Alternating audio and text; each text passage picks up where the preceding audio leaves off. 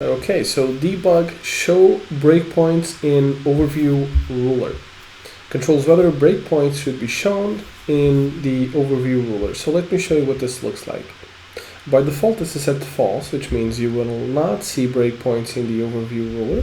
However, let's set this to true so that I can show you what this does. So let's set a breakpoint here, for example. And notice that a little red decoration shows up there, right?